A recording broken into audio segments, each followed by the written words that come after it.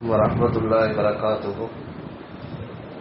نحمده ونصلي على رسوله الكريم أما بعد قال الله سبحانه وتعالى في القرآن العليم والفرقان المجيد أعوذ بالله من الشيطان الرجيم في فضل بسم الله الرحمن الرحيم لا خير في كثير من نجواهم صدق الله العظيم. புகழ் அனைத்தும் எல்லாம் வல்ல அல்லாஹு ஜல்லஷானு தஆலா ஒருவனுக்கே உரித்தாகட்டும். சலாத்தும் சலாமும் உயிரினும் உயிரான உயிரினும் மேலான அருமை நாயகம் முஹம்மது ரசூலுல்லாஹ் ஸல்லல்லாஹு அலைஹி வஸல்லம் அவர்கள் மீதும் அவர்கள் நர்பாக்கியம் நிறைந்த உம்மத்தான நம் அனைவரின் மீதும் அல்லாஹ்வின் அன்பும் பேரருளும் என்றென்றும் நிறைவாக உண்டாகட்டுமாக. ஆமீன்.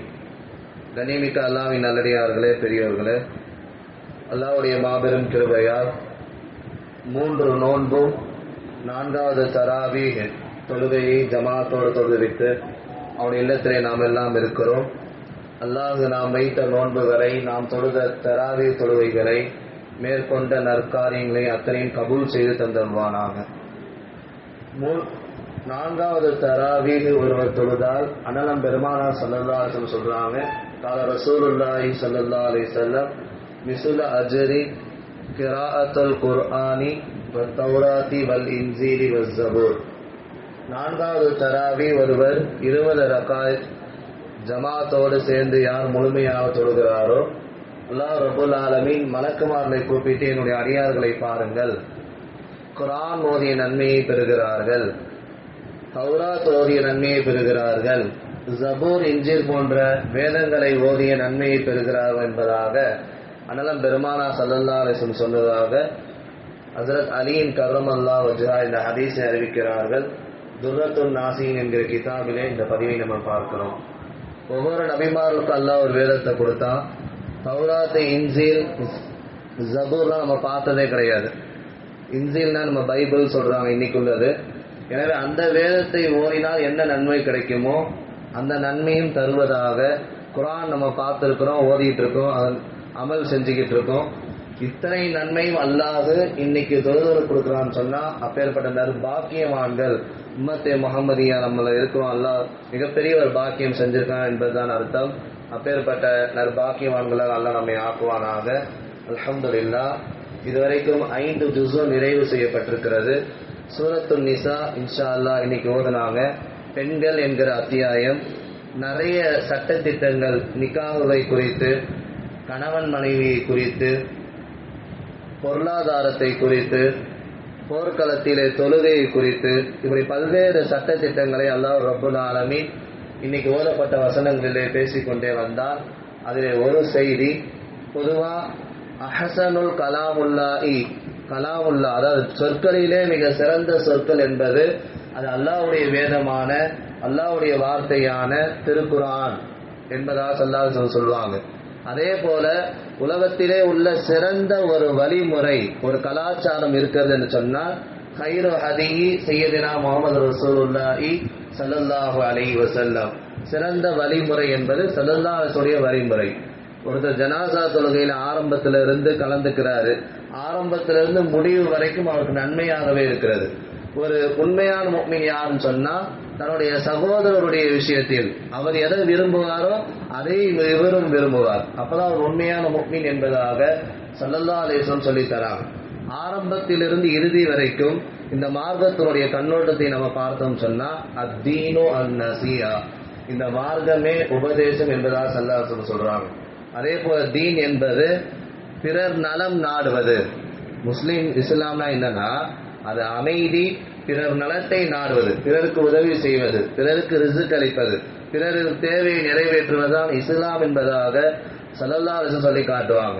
அதன் அடிப்படையில் இன்றைக்கு ஓதப்பட்ட ஒரு வசனத்தில் அண்ணலம் பெருமானார் ஸல்லல்லாஹு அலைஹி வஸல்லம் சபையுடைய நாகரிகங்களை சொல்லித்தராங்க. ஒருத்தர் ஒரு சபையில உட்கார்றாருன்னா அவர் எப்படிலாம் எதையெல்லாம் கடைபிடிக்க வேண்டும் என்பது குறித்தெல்லாம் ஸல்லல்லாஹு அலைஹி வஸல்லம் சொல்லித்தராங்க. ஒரு சபையில ஒருத்தவங்க உட்கார்றாங்கன்னா அவங்க வரும்போது சலாம் சொல்லிட்டு வரணும். யாரு? ஒருத்தர் சபையில, ஒரு சபை நடந்து கொண்டிருக்கிறது, பொதுவா நிறைய கூட்டங்கள், தொழுகையினுடைய கூட்டங்கள் அல்லது பொது கூட்டங்கள், ஒரு அமைப்பினுடைய கூட்டங்கள் அல்லது வீட்டில் சில மசூராக்கள் நடக்கும்.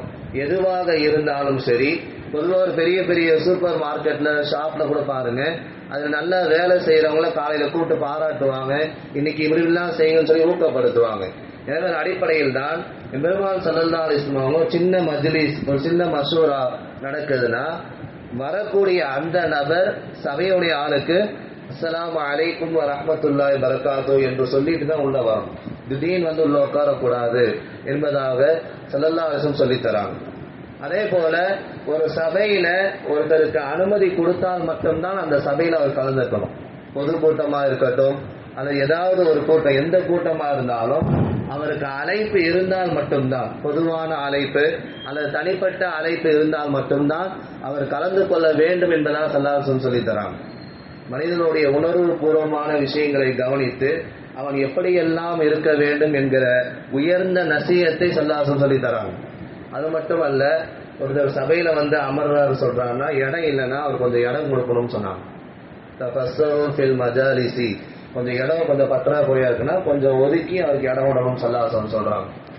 அதே போல ஒருத்தர் வந்து ஒரு சபையில உட்கார்ந்து இருக்கிறாரு, அவர் திடீர்னு தன்னுடைய ஏதாவது சுய தேவைக்கு எந்திச்சு போயிட்டாருன்னு சொன்னா திருப்பி அவருடைய அந்த சுய தேவையை கழித்து வந்து அந்த இடத்துல அவர் உட்கார அவர் தகுதியானவர். நல்லா விளங்குதுங்களா? ஒருத்தர் சபையில உட்கார்ந்து இருக்கிறாரு, திடீர்னு ஏதாவது ஒரு தேவைக்கு எந்திச்சு போயிட்டாரு, திரும்பவும் வந்தாரு, அதே இடத்துல அவர் உட்கார்றதுக்கு ஆக தகுதி என்பதாக ஸல்லல்லாஹு அலைஹி வஸல்லம் சொல்றாங்க. ஆனா அந்த இடத்துல வேறொரு ஆள் உட்காந்துட்டானா இது நான் உட்கார்ந்த இடம் தான், நீ எந்திச்சு போ என்பதாக சொல்லவும் கூடாது என்பதாக அழகிய விஷயங்களை நாயகம் ஸல்லல்லாஹு அலைஹி வஸல்லம் சொல்லித் தராங்க. அதே போல எம்பெருமான் ஸல்லல்லாஹு அலைஹி வஸல்லம் அவங்க ஒரு பெரிய சபையில உட்கார்ந்து இருக்கிறாங்க, சஹாபாக்கள் நிறைய பேர் உள்ள வராங்க, இடம் பத்தல. அப்ப நாயகம் ஸல்லல்லாஹு அலைஹி வஸல்லம் அவங்க லைட்டா அசைஞ்சு உட்கார்ந்தாங்க, லைட்டா அசைஞ்சு உட்கார்றாங்க. என்ன காரணம் சொன்னா, என் மனசுல விசாலமான எண்ணம் இருக்கு, இடம் இருக்கு, ஆனா உள்ள உட்கார்றதுக்கு இடம் இல்லை, எல்லாம் கொஞ்சம் தள்ளி தள்ளி உட்காருங்க, அவருக்கும் இடம் கொடுங்க என்பதாக நாயகம் ஸல்லல்லாஹு அலைஹி வஸல்லம் சொல்லி காட்டுறாங்க. அந்த சபையில ஏதாவது ஒரு பொருள் கொண்டு வந்து கொடுக்கப்படுது, ஏதாவது ஒரு பேரிச்சம்பழமோ ஒரு ஸ்வீட்டோ கொடுக்கப்படுது, அதையும் நாயகம் ஸல்லல்லாஹு அலைஹி வஸல்லம் சொல்றாங்க ஒன்னு ஒன்னா எடுக்கணும். ஒருத்தர் ஒன்னு எடுத்தா இன்னொருத்தர் ஒன்னு எடுக்கணும், அப்படியே லவக்குன்னு அள்ளக்கூடாது, 4-5 எடுக்கக்கூடாது என்பதையும் நாயகம் ஸல்லல்லாஹு அலைஹி வஸல்லம் சொல்லி தராங்க.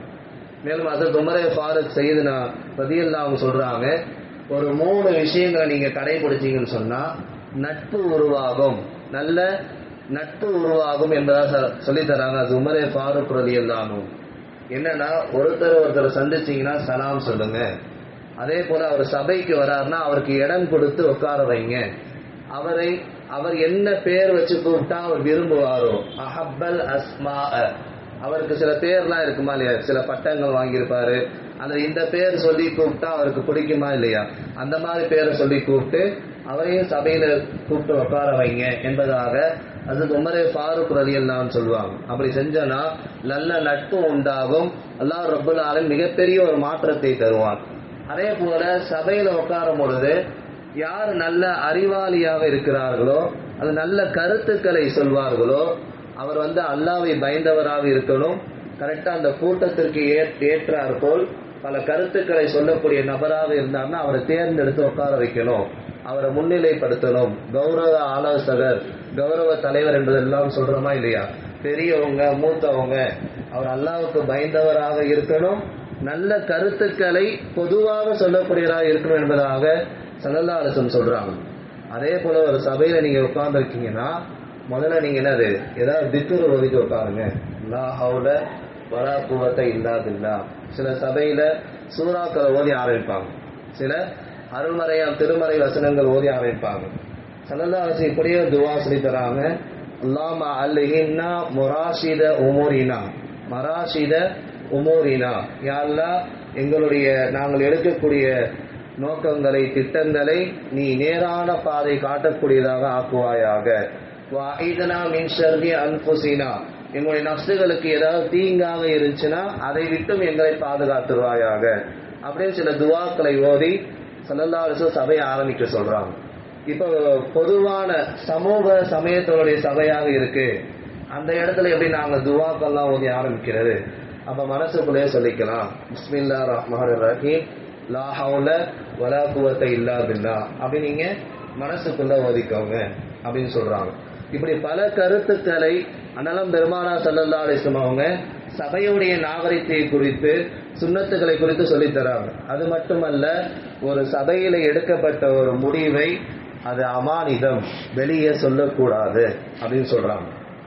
ஒரு சபையில பொதுவாக பேசப்பட்ட அந்த மெம்பர்களுக்கு மத்தியில் சில விஷயங்கள் வெளியே சொல்ல முடியாது.